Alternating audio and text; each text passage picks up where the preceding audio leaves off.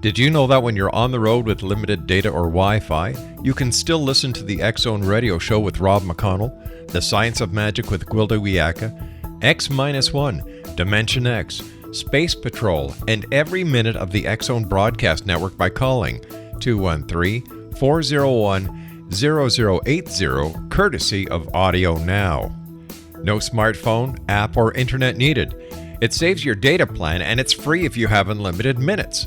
Call 213-401-0080 to listen on any phone, anytime, anywhere. Remember 213-401-0080 for the best of the paranormal, parapsychology, and sci-fi radio programming anywhere, 24/7, 365.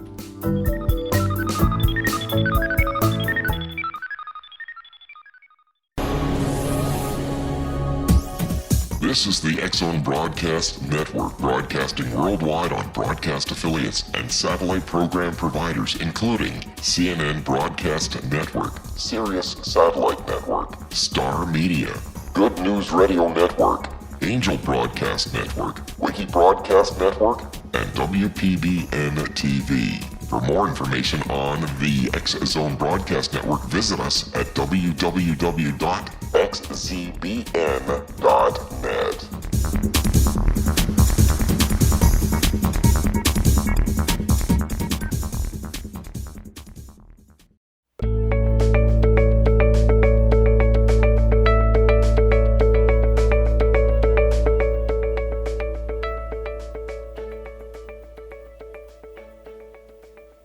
Hi, everybody. Welcome to Dialogue with Divinity. This is your host, Johanna Carroll, on the X-Zone Network, Broadcast Network. Sorry, I'm tripping over my tongue today. This show is really intended to bring you the wisdom keepers of our time, and I'm really excited, as always, to have a wonderful guest with us today because it's Halloween, and she writes about gross, creepy things and the history and the mystery and the paranormal that can kind of make your skin crawl. So without further ado, I want to introduce you to someone who I met years ago while traveling. We were chatting like women often do and discovered that we were both authors. So, of course, I had to find out all about her books. I subsequently bought all her books, and I could not put them down. And who we have today is Marti Melville. I'm sure that last name is very familiar for a lot of you. She is an American novelist. She's a screenwriter known for her debut novel series, the one that I read, the Deja Chronicles. Marti has expanded her writing to include screenwriting with each of her books adapted for film. She's also written a series of children's chapter books designed to encourage young imaginations through creative play. Marti and I also discovered that at one time we worked at the same hospital. She had a long career in that medical field. She specialized in emergency and trauma nursing. And when you read her books, you're going to see that she definitely has taken that knowledge and woven that into the story. She spent several years working between Utah and California in various emergency rooms and as a mobile intensive care nurse.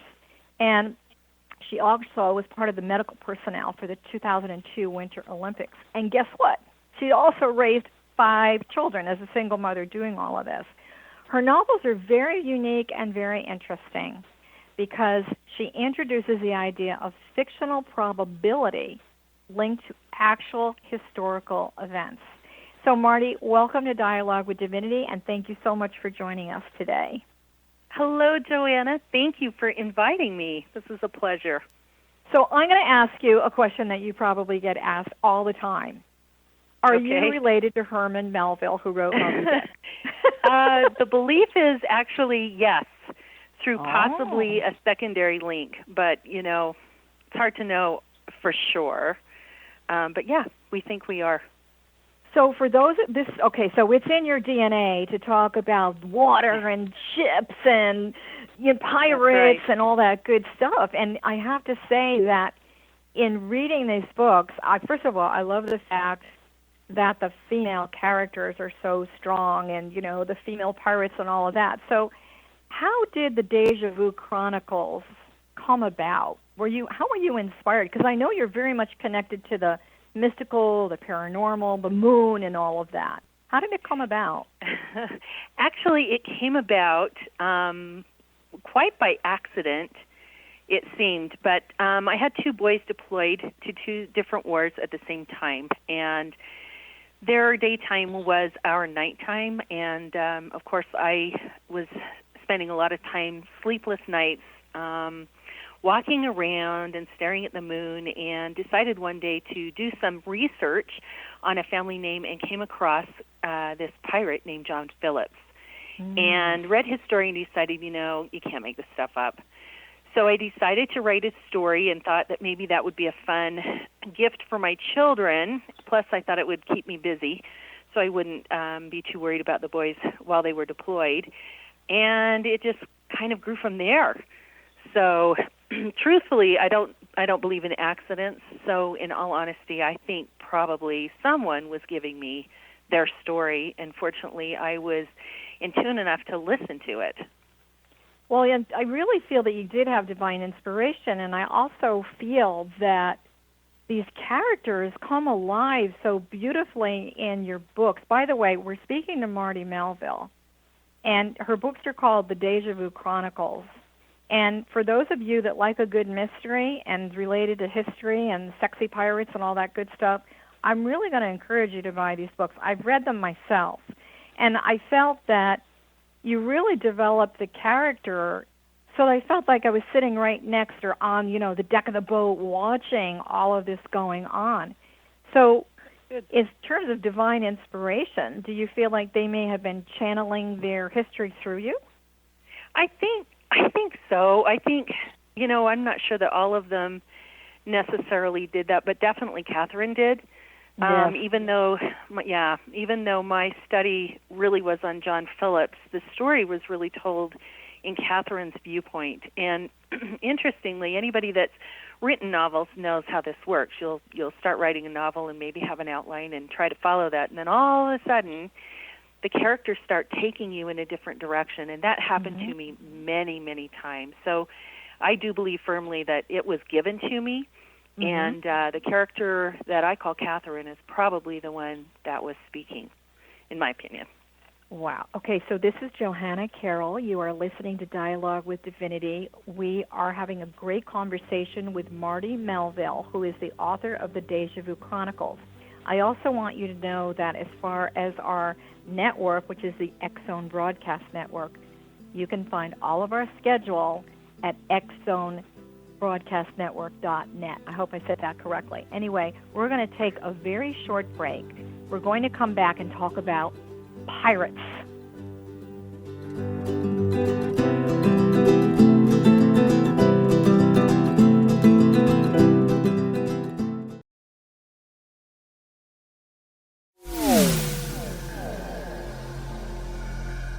This is Kevin Randall. For nearly 30 years, I have been investigating the case of the Roswell UFO. I have interviewed hundreds of people and stood on the crash site. Now in Roswell in the 21st century, I have reviewed dozens of hours of audio and videotaped interviews, examined hundreds of files that relate to the crash, and have returned to Roswell in an attempt to put all that information into the proper perspective. For the first time in Roswell in the 21st century, I have made a dispassionate reevaluation of all that material and provide a new look at what happened. This is a book that clears away all the clutter that has hidden the truth for so long, strips away the various lies that surround the case, exposes the Air Force attempts at cover-up, and found a core of solid information that tells us all where the case stands today. Roswell in the 21st century will be available in just a few weeks. For more information, please visit my website at www.kevinrandall.blogspot.com.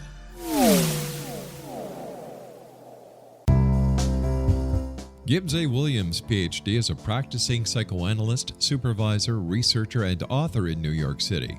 Much of his life has been dedicated to understanding nature and the uses of meaningful coincidences or synchronicities.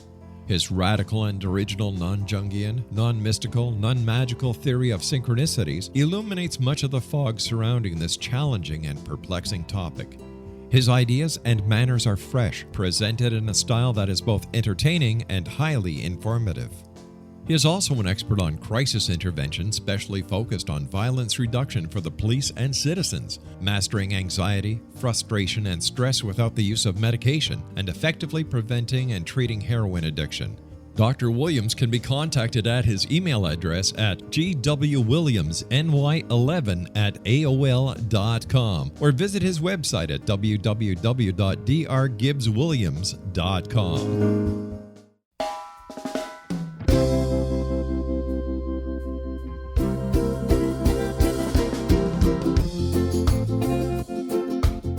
This is Johanna Carroll, host of Dialogue with Divinity on the X-Zone Broadcast Network. While walking along Kaanapali Beach in Maui this past year, I kept discovering all these shells and coral in the shape of hearts. My dialogue with Divinity was very simple. Do you want me to do a retreat to heal people's hearts in Maui next year? And of course, the answer was yes. As a master spiritual teacher, I am offering you a neat retreat called Rise, May 8th through the 12th, 2017, and the chance of a lifetime to rest at a 5-star resort for 5 days and experience a spiritual renewal of your heart and soul. Kaanapali is one of the top 5 beaches in the world. This stunning resort has undergone a $40 million renovation. I walked the entire property, checked out the room choices on your behalf, and I must say it is stunning. Our conference room faces the ocean with sliding glass doors. Maui is known as Mother Maui because it is a soft, gentle, healing energy. In the embrace of Mother Maui, you will feel yourself rising from the limitations of an ordinary life to an extraordinary journey of peace, bliss, and harmony. A greater sense of clarity. Our Rise retreat ignites renewal in the sacred elements of air, water, earth, fire, and wind. There's plenty of free time to enjoy all that Maui has to offer.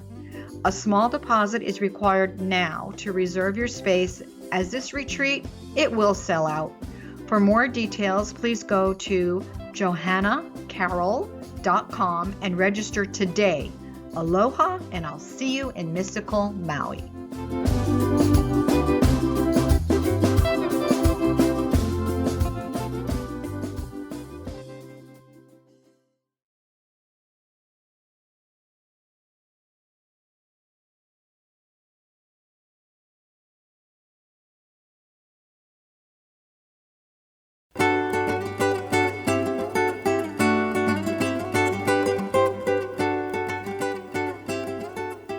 Hi, everybody, and welcome back. This is Johanna Carroll. Our show is Dialogue with Divinity, the wisdom keepers of our time. And happy Halloween, everyone. I'm not going to say that my guest is creepy, but she definitely writes some creepy stuff. So we're talking to Marti Melville. By the way, if you did want to look at our schedule for the whole network, it's xzb.net. So please check us out. And as far as my personal stuff, you can find me at johannacarroll.com. So, Marti Melville, you are writing about pirates. I mean, it's such a paradigm shift on some level, because we would think that, most people that are writing about pirates are men. Is that true? That's a good question. I don't know exactly, but I think it's probably about even. From the people that I've crossed, I think the interest in pirates is universal, and it doesn't specify itself to one gender or the other. Everybody loves pirates, really, they do. So especially on Halloween. Why is that? Why do you think everybody loves pirates? I mean, is it because they're like these alluring, mysterious characters? They're definitely playing outside the box. Why is everybody attracted to them? Well, I think you hit it on the nose. They're mysterious. It's an age that seems a mysterious age, and it's a coming age that the ships were out there, and the Caribbean was out there, and it was undiscovered. And basically, pirates are the sexy bad boys of the 18th century, and the women that survive that are powerful. So I think Caribbeans and tall ships and all of the, there's voodoo out there in the Caribbean, and there's all kinds of unknowns, and the sea is dark, and we don't know what's swimming in its waters. So it lends itself to some great stories. And as well, there's a lot of folklore that's said about that time in the 18th century. And all of that folklore and the stories, they still come through to some of our terms and sayings, like, for example, salt over the shoulder for luck, those kinds of things all came from the sailors. So it's a great time. It's a great time period. That's interesting. I know, so there is a sort of a superstitious, mysterious, supernatural element. And yet, in reading your books, by the way, the books that we are talking about, they're called the Deja Chronicles, and there's 3 of them. And we'll talk about your children's books a little bit later. But I was so fascinated with the historical part of this because you must have done a ton of research to write these books. Did you actually go to any of these places yourself where they actually sailed? Yes, actually I did. I've spent a lot of years doing a lot of research, and of course most of it's in books. I'm very selective about the books that I use. But I also traveled to the Caribbean quite a bit, and most recently spent some time in Grenada, which there's a lot of detail about Grenada in this 3rd book, which, by the way, there are 4 books total. The 4th book is coming out next year in 2017. Fabulous. So that will probably have a culmination of everything. But there's a lot of research that's involved. I try to stay as true to history as possible with fictional characters telling it. So the folklore that is in the stories is actual Caribbean and Celtic folklore. The events that happen to Captain Phillips are actual events, most of them. The pirates that are sailing, I don't know exactly whether they cross paths or not, but it gave me the opportunity to tell their story by having Captain Phillips cross paths with Calico Jack and Blackbeard and Jack Rackham and some of these others. Who were on the waters at the same time. So, yes, there's a lot of history there. The healing processes and the witchcraft that came about really is actual healing practices that they had back in the 18th century.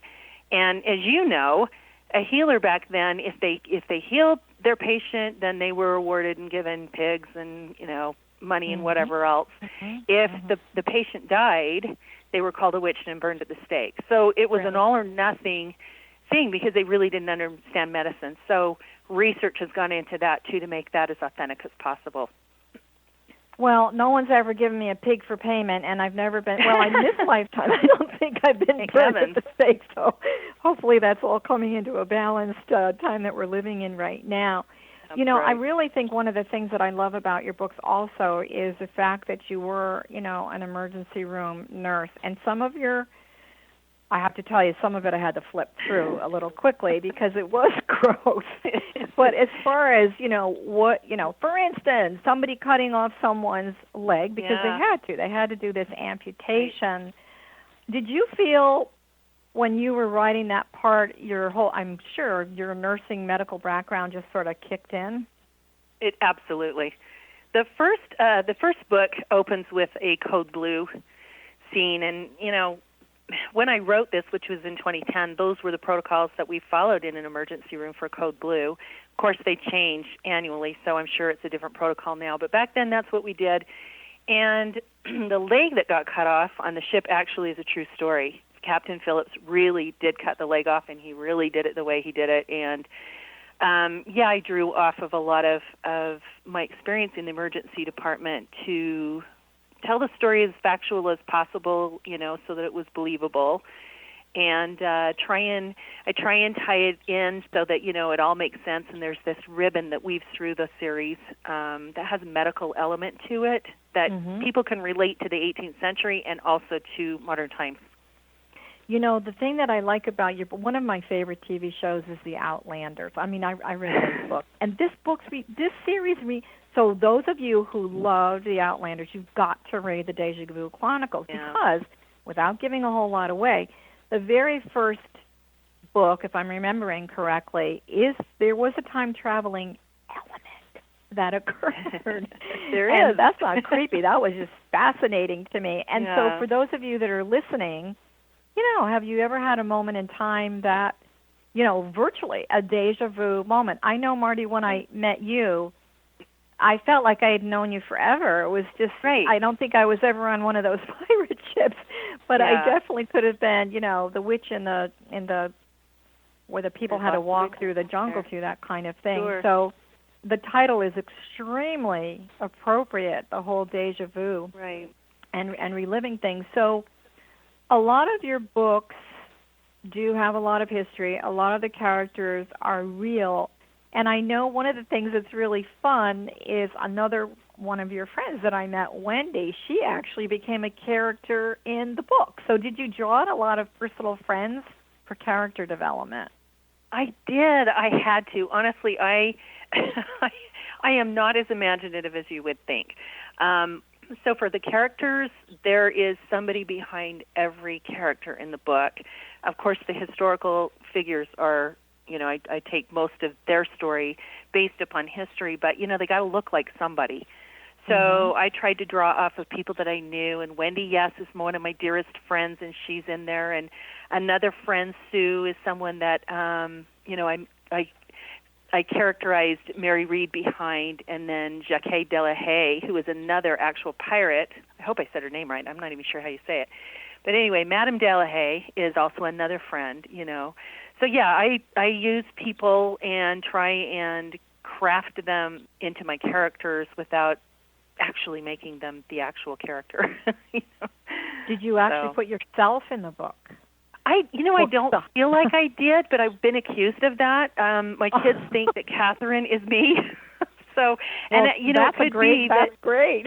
Yeah, except that when they said that, I know, I said, well, I'm going to kill her off then because, no, she's not me. But, you never know. You just really don't know. And, there's a theme of past lives and regression and reincarnation that flows through this. And, I'm not saying that I believe it or that I don't, but there's a lot of strong evidence, and Deja Vu, I think, is one of them, to support that. And so Catherine definitely spoke to me from another time and gave me the story. Beautiful. I've said this before when I've had other authors on the show, that there was, and people will be hearing me say this forever, a writing professor at Brown University once said that his opinion was that all great books were channeled. And I really feel that I agree with that, because it does take you to this timeless place of, for me, it's like a divine connection into the past, the present, and the future. It's that whole concept of the deja vu and the time traveling. So why do you think people love your books so much? I mean, I've already told everyone that's listening why I love them so much, and we are speaking with Marti Melville. The books that we're speaking to her debut novel series called the Deja Vu Chronicles. Why do you think people like this so much? Well, I think, truthfully, there's something in the book series that everyone can relate to. I've had readers that I've never met before write to me and tell me that they can relate to Catherine, and that, the trials she goes through and the challenges she faces, and, they're emotional as well as physical, and those kinds of things they related to and went through themselves, and it helps them to feel stronger, to watch her become stronger. I've had other people say that, they love just the history, and they love the swashbuckling that's in there, and and there's a tad romance in there. So those that love romance, it's in there, and paranormal, people that love to read about the paranormal and ghosts and witches and voodoo, that's all in there. So I think it's a healthy, eclectic mix. And when you said Outlander, I've actually had people say, oh, it's like Outlander meets Pirates of the Caribbean. Definitely. Which I think that's is how I wonderful. felt about it. Yeah, a wonderful compliment. Well, it's true. I mean, they're very relatable. And the other thing about your books that I like, and we'll talk about your writing technique in the next segment when we come back, and maybe how you can inspire people that have wanted to write themselves. Very, very relatable. The detail, even in the clothing and, a sword and the hilt on the sword and all of that. Incredibly descriptive language. I always feel with a book, I'm either observing it or participating in it. And these books are very, it's not voyeuristic, but they're very participatory and very relatable in terms of, from my viewpoint, the character development. I love the mystical aspect of all of it. Sure. I love the Caribbean, too. Matter of fact, I think that's where we met, was in the Caribbean. Right, it was. And, the fact that it really gave me another viewpoint into someone that, did live a very controversial life, but yet on some level they're just like all of us, just like regular people. So this is Johanna Carroll. You are listening to Dialogue with Divinity, and we are on xzbn.net if you'd like to get the rest of the schedule of our shows. And Marti, while we're on the air with you right now, how do people, I'm assuming the books can be ordered on Amazon.com, right? They can be ordered anywhere. They're actually available through the publisher, which is Doce Blant Publishing, and Doce Blant's website is DOCEBLANT publishing.com or doceblant.com. You can get them at Barnes & Noble. They're available, I think, at Walmart still. Cool. Just look around. They're out there and they're there, and of course Amazon and Barnes & Noble and Books A Million, all those online stores are available there too.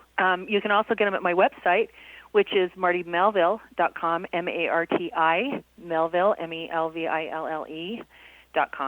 And I hope people like to pick them up and take a quick read.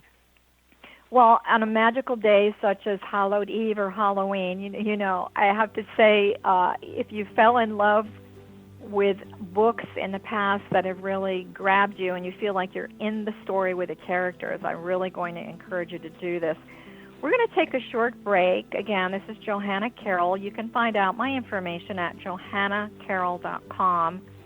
We are talking to Marti Melville, and we're going to be back in just a few seconds. We're talking about her amazing books called the Deja Chronicles on Halloween.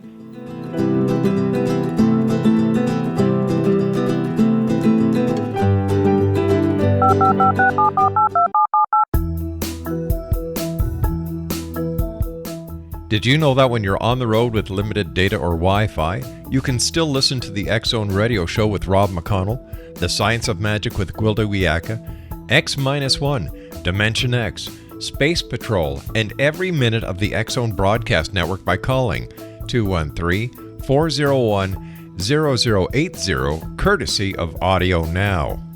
No smartphone, app, or internet needed. It saves your data plan, and it's free if you have unlimited minutes. Call 213-401-0080 to listen on any phone, anytime, anywhere. Remember 213-401-0080 for the best of the paranormal, parapsychology, and sci-fi radio programming anywhere, 24/7, 365.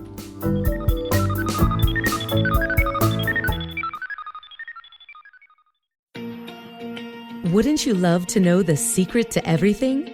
Well then, meet Dr. Kimberly McGeorge and her cutting-edge breakthrough knowledge that combines science with possibility. Dr. Kimberly brings real-life answers and healing to those open to alternative solutions. She teaches solution-based programs and classes that will change all areas of your life forever. Specializing in conscious creation, intuitive readings, and energy medicine, you can rapidly shift health, relationships, business, and money and abundance challenges quickly. Receive her best-selling book, Secret to Everything, at no cost by going to secrettoeverything.com/X-Zone. That's right, transformation can start now. Just go to secrettoeverything.com/X-Zone and receive Dr. Kimberly's book for free.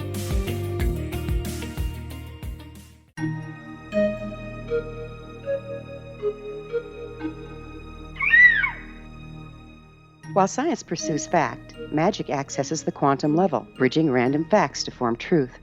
As long as science and magic remain separate and polarized, the truth cannot be known. I'm Gwilda Wiyaka. Join me on the Science of Magic radio program, dedicated to unification and evolution of consciousness. During each episode, I'll be speaking with experienced and respected scientists and mystics. From astrologers to astronomers, from medical doctors to shaman, the scientific method to dowsing and intuition, we'll weave together information from seemingly divergent practices to promote unity and enlightenment. Join me, Gwilda Wiyaka, and the Science of Magic right here on the Mutual Broadcast Network. For more information, visit www.thescienceofmagic.net.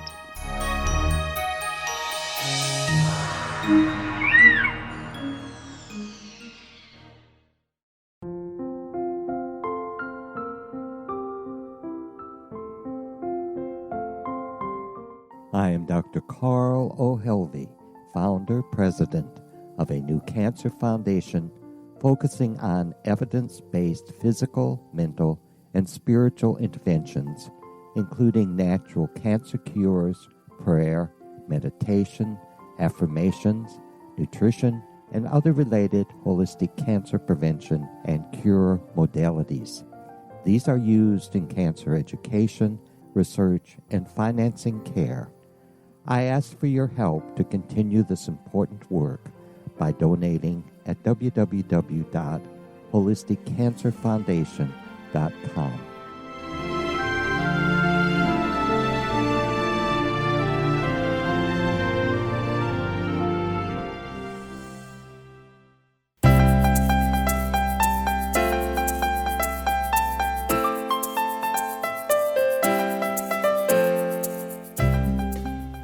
Hi, everybody. It's Johanna Carroll. Welcome back. We're chatting with Marti Melville today, if you're just joining us. She's an amazing novelist and screenwriter. We've been talking about, it's Halloween, we're talking about creepy kind of gross things that are part of her novel series called the Deja Chronicles. She's written 3 books. She's got the 4th coming out. And you also have been doing some screenwriting. Do you think we're going to eventually see these amazing books on film in the theaters? What's going on with that? Can you share? Well, my fingers are crossed that it will work out. I am in negotiations with something, but I can't talk about it at this point. Okay. So we will say just keep your fingers crossed and happy thoughts and positive, energy coming this way, because I would love to see the Deja Chronicles, on screen or as a TV series. Whatever we can pull off would be great. So I'm going to send you lots of prayers and blessings and Thank manifestation energy around that we see a visual on these stories, because it's really fascinating. So I know that, we're shifting gears a little bit, you had 5 children. How many grandchildren do you have now? I have 7.5. we have another one coming very soon in just a month. So, yeah, lots of grandkids. And is that what inspired the children's book? I love the title of your children's book, and I was going to ask you, is this what your grandchildren call you? Valley Hoo-Hoo. Oh, my goodness. Yes, there is a story behind that. My oldest granddaughter, when I would come home from working as a nurse, I'd open the door and say, hoo-hoo, and she started calling me Grandma Hoo-Hoo. So I decided that it would probably be a good idea, it's a legacy thing, basically, to leave a story behind for my grandchildren, each one of them. So my goal is to write one for each one of them as long as I'm around. And the first book, of course, is about pirates, because my grandson Boone loves pirates. So Grandma Ballyhoo-Hoo spends a magical day with each one of her grandchildren on an adventure. That is fabulous. Yeah. There's a lot of people, I think everyone feels they've got a book in them somewhere. Mm-hmm. And a lot of people, they sit down and they journal, which I think is really healthy for those of you that are listening. If you really want to get your thoughts down on paper, not to write a novel or anything, but just to, sort of energetically release that emotional part of you that might need a little TLC. And sometimes those journals can turn into books. I know, Marti, you explained to us that, your 2 sons were deployed. That's a very anxious time for a mother. Right. And so obviously maybe some sleepless nights, and that sort of started you on your path, which is interesting because a lot of great works, when you are in a theta brainwave state and you're not wide awake, they do happen during that time. I know that's when Edison made a lot of his discoveries. I mean, it's just a fascinating time of when the sun goes down and the moon comes out that you talk about. So do you have any advice for anybody that's listening? Say they wanted to, they feel they have a story and they want to break into writing. I know it's a really tough competitive field. It really, really is on some level. I'm not trying to discourage anyone. But what advice do you have? Well, I think the goal for any writer is to get their story onto paper or onto the laptop, whatever it is. And so my advice really is simple, just simply write. It doesn't have to be perfect. It doesn't have to be grammatically correct. It doesn't have to be Shakespeare. It just has to be you and your thoughts. And I would go to stillness, which you know what that is, Joanna. but I would basically try and go to stillness and get quiet and then just listen. And it was amazing the things that would come to me. Like, for example, there was one event, gosh, this is the weirdest thing. I was driving down the freeway. That's not necessarily stillness, but I wasn't thinking about anything per se other than, driving. And all of a sudden in my head came the words for a hanging in the 18th century. And, I used to talk back to the person that was giving my story, so I was like, just let me pull over and I'll get this down. So I that was your dialogue with Divinity. I know. Just a minute. Don't go away. So I pulled off to the side of the freeway and I always keep a notebook with me. I've learned to do that because you never know when they're going to talk to you. That's true. Pulled off and took notes, wrote everything down verbatim as I was hearing it in my head, and went on about my business and decided when I went to write this that I probably ought to look up hangings and make sure that I've got the terminology. This is my research piece. Make sure the words are correct. And when I actually pulled up the hangings that I found for Infamous Pirates, the verbiage was exactly what I had read. So I now, know some people would say that's really creepy, Marty, but it's really in creepy. our world, in my world anyway, that's okay. That's about right.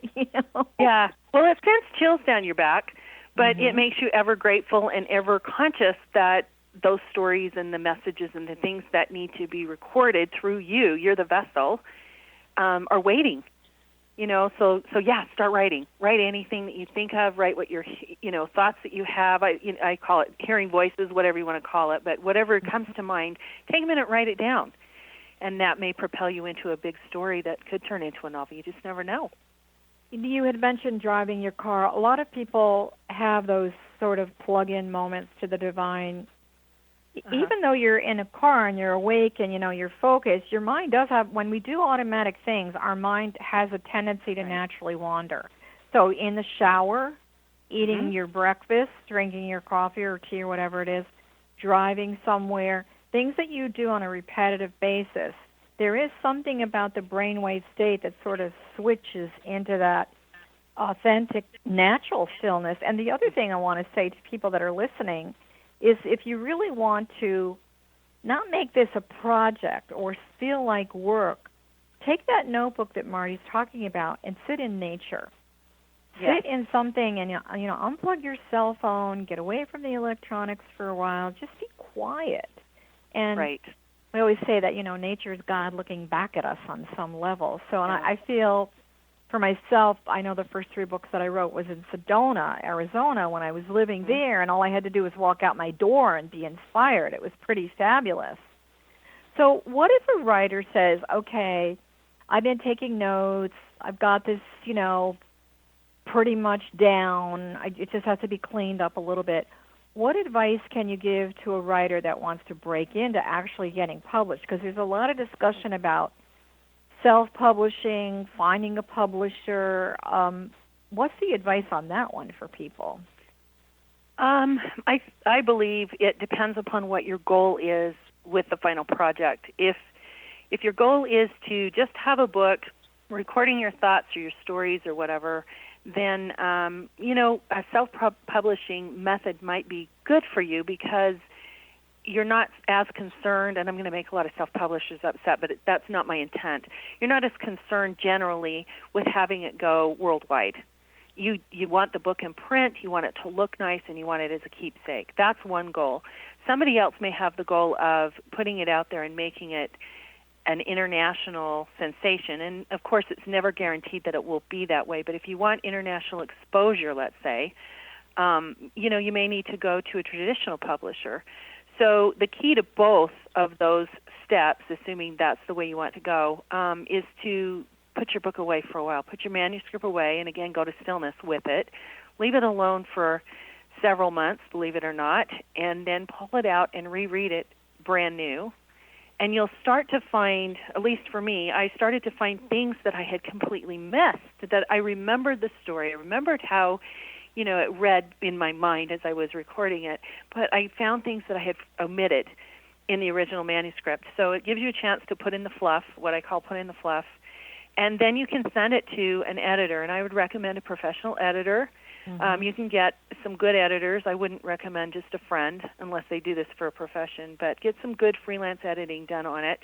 And at that point, then you want to submit it to a publishing company if you're going to go,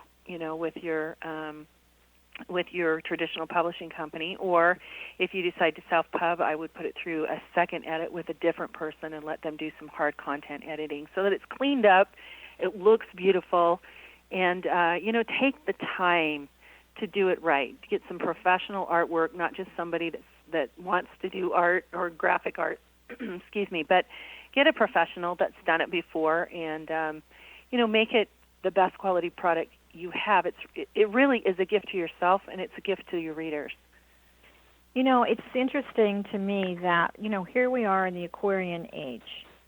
It's the age of what we call it ascension, resurrection, whatever your belief system is. We're rising above our limitations. And one thing I want to say about this is also an age that you're very clear on what your service to yourself and humanity is. It's not that, forget about the sacrifice. Piscean age is over with. So in terms of writing a book, for those of you who are really considering doing this, I would really encourage you to get that whole idea that you're going to become a millionaire and be famous.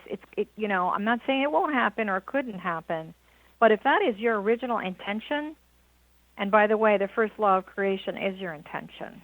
There's got to be a deeper, more profound meaning. I've had so many people say, "Oh, I wrote this book, and I'm going to be on Oprah, and I'm going to buy a house in wherever," and then they get really, really they're really setting themselves up for disappointment. It is you've got to be realistic. The whole part about growing on an evolutionary pathway in this age is there has to be some spiritual component in your life, whatever that is. And then you've got to be realistic. And then you've got to be practical. So it's, yourself and your soul, your heart and your soul working together. So have you come across any friends that have said, hey, I've got a great idea for a book and I'm going to be on Oprah? How do you handle someone like that? Do you give them a reality I have that happen a lot, actually, and I respect that is their goal and that's their dreams and their aspirations. Sure. But truthfully, I encourage them to go back into, what is the reason for writing this? I still believe from the depths of my soul that stories come for a reason, and it's most of the time it's not to bring you a bazillion dollars. It's really to get a story out there. And I found that for myself, when I would really get into the story and literally be in the Caribbean and be on the ship with these pirates and, experience what they went through, my writing was amazing. I mean, sometimes I shocked myself. Yeah. Mm-hmm. When I focused on, I got to get this book out, I've got to get it done, I would always have to stop when I came to that point because I would not have quality writing. And that defeats the purpose of, what I want to do. But I just believe that really it goes back to the power of intention. If your intention is to make $1 million, there's probably a better way for you to do it. But if your intention is to really put something out there as a gift to the world and as a gift to yourself, and you honor yourself and then honor others, it's surprising how the money follows and the success. And, you get calls from Hollywood that you don't anticipate are going to happen. It's when you're not. It's like a boyfriend. When you're not looking for one, they show up on your door. It's the same thing. Yeah, I could relate to that. Well, yeah, I'll tell you what my process is. As you know, I've written 4 books, and what I've done is I unplug everything. I light a candle, and I always start with a prayer, and it's an intentional prayer to let it be thy words that are heard, not mine. And so, I light a candle, ring a little bell, I make, a ceremony out of it, and we'll be right back talking more about the Deja Vu Chronicles with Marti Melville.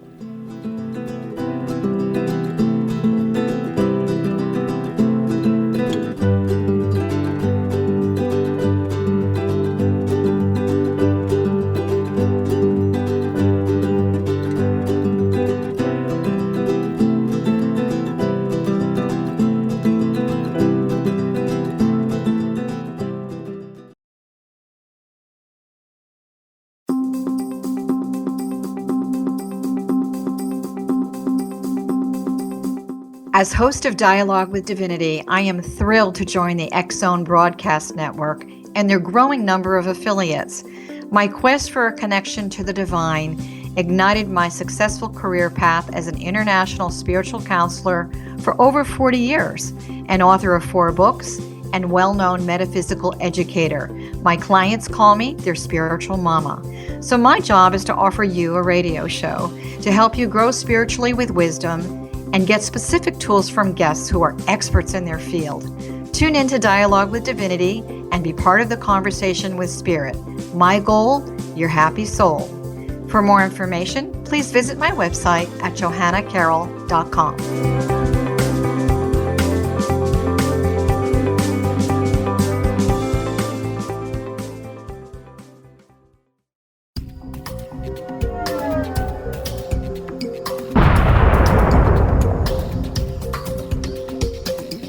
Coming soon to the X-Zone Broadcast Network is A Different Perspective with me, Kevin Randall, as your host. We'll be taking a close look at what is happening in the world of UFOs today with side trips into the paranormal. Guests will range from those who are household names to those who have a different perspective on a variety of topics. No topic will be taboo, but there will be tough questions asked as we all search for the truth about UFOs, the paranormal, and those things that excite us. Sometimes we'll agree with a guest and sometimes we won't, but we'll try to keep the program topical. For those of you who like to read, be sure to visit www.kevinrandall.blogspot.com and remember to listen to the other fine programs on the X-Zone Broadcast Network at www.xzbn.net.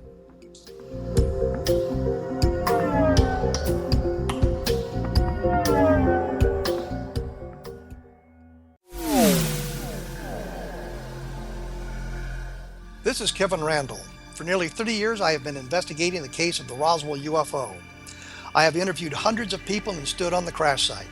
Now in Roswell in the 21st century, I have reviewed dozens of hours of audio and videotaped interviews, examined hundreds of files that relate to the crash, and have returned to Roswell in an attempt to put all that information into the proper perspective.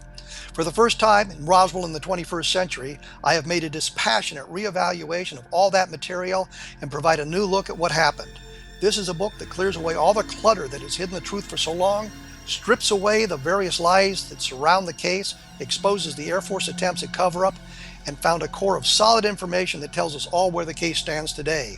Roswell in the 21st century will be available in just a few weeks. For more information, please visit my website at www.kevinrandall.blogspot.com.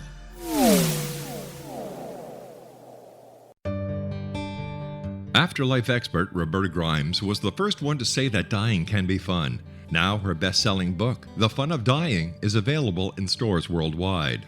So if you wonder whether death ends life, how it feels to die, or what heaven might be like, The Fun of Dying was written for you. And if you have always been afraid of death, or if you worry that your life has no meaning, let The Fun of Dying ease your fears and bring new meaning to your life. Nothing said in The Fun of Dying is based on the teachings of any religion. Instead, Roberta draws on evidence to explain how death happens, how it feels, and what comes next. A lot of the best death-related evidence was produced in the first half of the 20th century. When it is put together with recent discoveries, it tells a consistent and amazing story. Roberta Grimes blogs and answers questions at robertagrimes.com. Her wonderful book, The Fun of Dying, is available on Amazon and at stores worldwide wherever books are sold.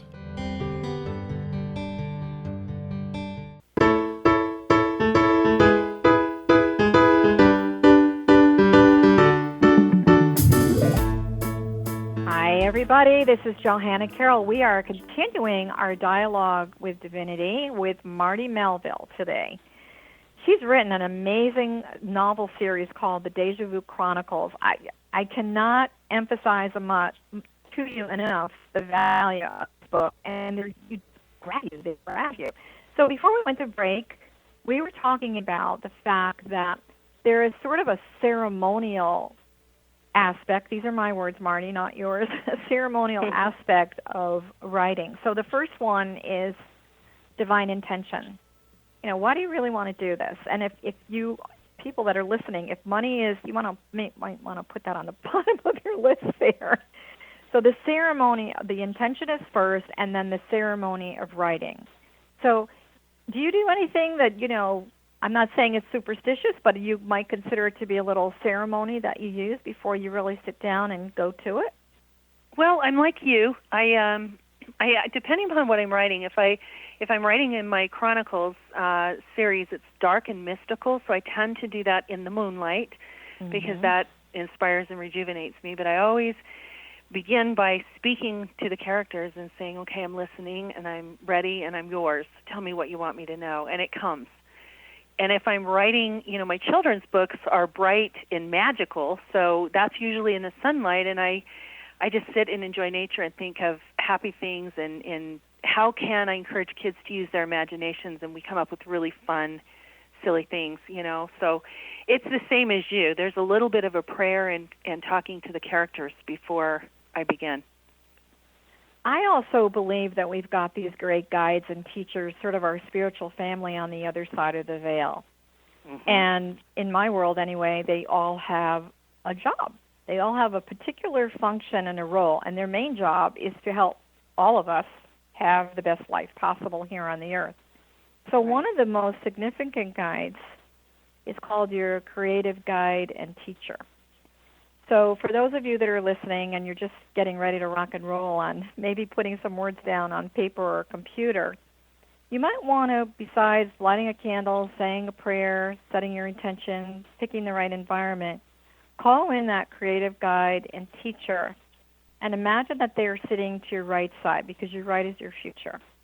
And just really, if you feel the presence energetically of something shifting or something new and different in the room, now you've made a connection. And that click allows you to plug into your creative soul, which has a timeless quality. And, Marty, I really know that when you wrote these books, you were time traveling. I know you were verifying things and how fabulous that you were getting channeled information, and then you go back and say, hey, that's cool, that really did happen. So in terms of people that we're speaking to right now, what do you think, what's the biggest challenge for an author or a writer? What's the biggest one? I think for me it has been to take myself seriously and, have faith in what I wrote as being as good as what I felt it was. And that really ties into what you said because it's being channeled from some other source. So am I able to translate and be the tool that they intended for it to be on a level that the story deserves? So I think it was that. And when I let go and stopped trying to control, it turned out to be better than I ever imagined, So I think it's really just listening, like you said, and waiting for that moment. I never thought of it as a click or a shift, but I know what you're talking about because I experienced that as well. Yeah, you can feel it. Yeah, it's a tangible I know when thing. I was living in Sedona, which I lived there for many years, and of course surrounded by these amazing red rocks. As I said before, I wrote 3 books there, and the first book that I wrote there sort of, again, your words, happened by accident. I wasn't all of a sudden deciding, I'm going to write this book. But what would happen for me is I'd be in a dead sleep, and it was around 3 or 4 in the morning, and I would feel a presence in the room. It is Halloween, so we're talking about kind of unusual. To me, it's not unusual, but some people might find it creepy. Energy, And I just heard, go turn on the computer. And it's like, are you kidding me? It's 3 o'clock in the morning. I don't want to sleep. It always happens. Anyway, I could, but here's what would happen. So I was half asleep and then click, typing. I don't even know how long I was there. Then I'd go back to bed. But then I'd get up in the morning and I would read what I had written, and I thought, I don't speak like this. This is not, and that's how we feel about your books too. Yeah. Oh, yeah. I mean, it's not you, nor I know you. It's not normal for you to have that kind of vocabulary. And all of a sudden, it's like, wow, where did this come from? And then I know for really myself, Dialogue with Divinity was one of my first books, and I did finish it. But the agreement I made with the other side was, you're not going to wake me up in the middle of the night anymore. I'll be present. Yeah. I'll be aware. And that's the thing I think people really need to. When the universe is trying to send you a gift, whether it's a book, whether it's a message, whether it's to tell you, you are loved, you are cherished, you're not alone. We have to open our hearts and be willing to accept that. And you were sort of alluding to this before, that when you do that, even better stuff starts to show up, like the Hollywood person calling you. I've had experiences like that myself. It's kind of like all the really big major stuff, being asked to be on a TV show, that kind of stuff. I never went looking for that. The universe did it for me. The same thing with you. I know you've got an amazing writing partner that you're doing your screenwriting with. How did you meet him, by the way? Did he just show up on your doorstep? That's so serendipitous. No, I actually was involved in a deal with a Hollywood team and fired them, and thought I was basically hopeless and this is over and I'll never be able to get it, the screenplays looked at again. And my neighbor said, send me your scripts. I want to look at them. And he told me, his name is Kevin Dutoit. He worked for DreamWorks for a while as an editor for many, many years and has awards behind scripts that he's written. And he took one look at it and said, did they tell you this was great? And I said, well, yeah. And he says, well, Marti, they're blowing smoke up your skirt because they're terrible. I thought, you can't say stuff like that. That hurts my feelings, Kevin. But he was absolutely right. And so he cleaned it up, and we worked together on these things. And, I believe that the universe or God or whatever you believe, put him in my path for a reason because we got 2 Hollywood awards from our scripts, and they're being looked at, and that never would have happened otherwise. So I'm very thankful. Congratulations on that, by the way. Thank you. I mean, there's millions and millions of people out there that are writing, and I really know that you write for the joy of writing, and look how you're being rewarded. When things like that show up to me, it's like I call it the beneficent reward. It's like the universe is saying, "Good job, we're gonna give you proof." Well, and I think it's really important to always show gratitude for that. Always be thankful for whatever comes your way, because the minute you stop being thankful for the blessings or whatever happens in your life, they'll stop coming. So always be thankful, for whatever and I also think that it's a natural thing for humanity, particularly when you're dealing with mystical, magical things, whether you're writing, you're trusting your intuition, psychic information, spiritual connection, whatever. It's natural to want proof. It's natural to want validation. So, we know in the world of spirituality right now that science is finally catching up to spirituality, and it's a really good marriage of science and spirituality that's happening. And your books really have this wonderful spiritual taste. So we're going to have to get ready to sort of say goodbye. But again, we're speaking to Marti Melville. Tell everyone again where they can find your books. The best place to find out about the books and the characters in the story is on my website, Marti Melville, MartiMelville.com, or through the publisher, which is Dose Blant Publishing, or online or in the bookstores, or, they're out there, so easy to find. I have to say, first of all, it's been a pleasure speaking with you again. It was not an accident that you and I met. It's not an accident that you are on the X-Zone Broadcast Network on Dialogue with Divinity today. And so we hope to have you back in the future when you can say, guess what, go to the movie theater. Exactly. And well, see it's the been my Deja pleasure. Chronicles. That would be great. So I want to send you lots of hugs and lots of blessings, and happy Halloween. I hope you don't get too spooked with all the all the spirits that you have floating around you. So we will speak with you again. Thank you, this is Johanna Carroll. For those of you who'd like more information about our show and what we're doing, it's xzbn.net. You'll find the schedule of our show. We've also got some great information about other hosts that are on the network as well. And I wanted to tell you that if you would like more information about the books that I've written, I've actually written 4 books. You can find that at my website, which is johannacarroll.com. As a spiritual counselor for 30 years, I've had the great pleasure to walk alongside some really brilliant minds, and I do consider Marti Melville, our guest today, one of those people. She took a leap of faith. She was on a path, and the universe said, guess what? You're going in this direction. So for all of you that are listening, I do want to wish you a very, very happy Halloween. Don't be afraid of the creepy things that might show up in your bedroom at night, because it may be a very friendly spirit that's there to inspire you and take you to a whole new level. We are going to be back next week, and again, happy Halloween. Many blessings to all of you, and this is Johanna Carroll. This is Dialogue with Divinity, and bye for now.